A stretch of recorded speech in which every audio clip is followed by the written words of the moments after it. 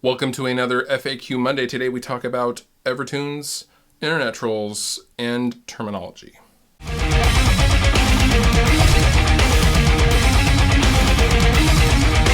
Do you have an opinion as to what the best PC recording software / equipment for the price would be for someone just starting out recording guitar?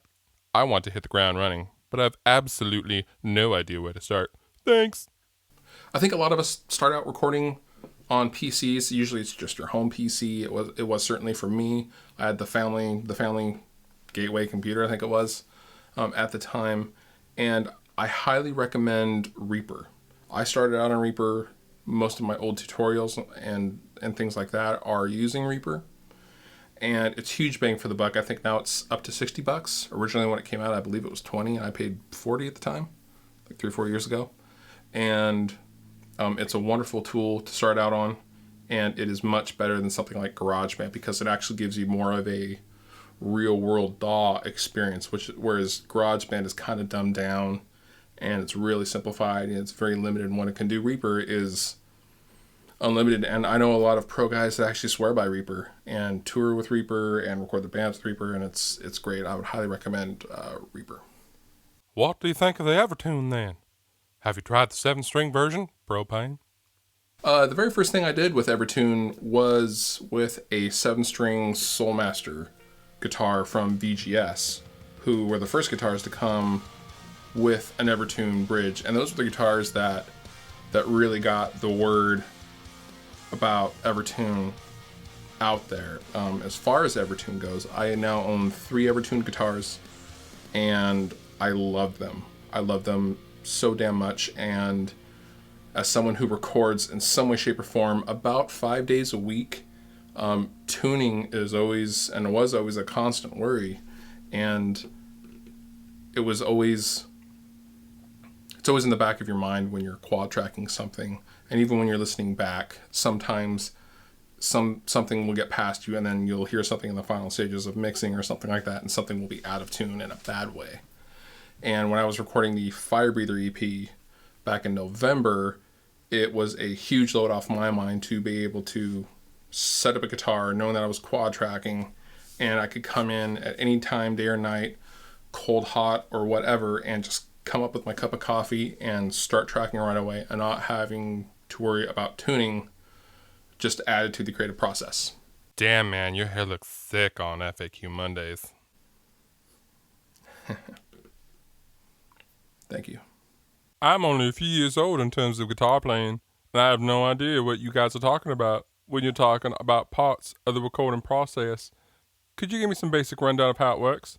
Thanks, Spence. So basic rundown of the recording process would be what I do anyway. You can do it a million different ways. It's kind of like food. There's a million different ways you can prep dinner.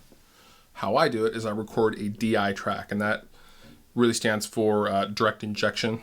That is recording the raw guitar signal of what is coming out of your output jack.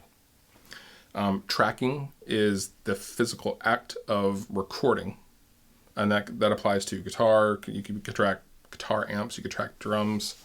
Tracking is recording. It's a fancy word for recording.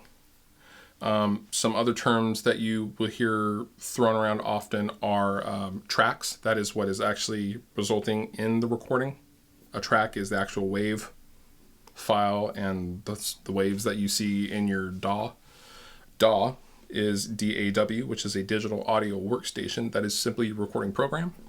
And things like bus is the sum of multiple individual tracks in most cases.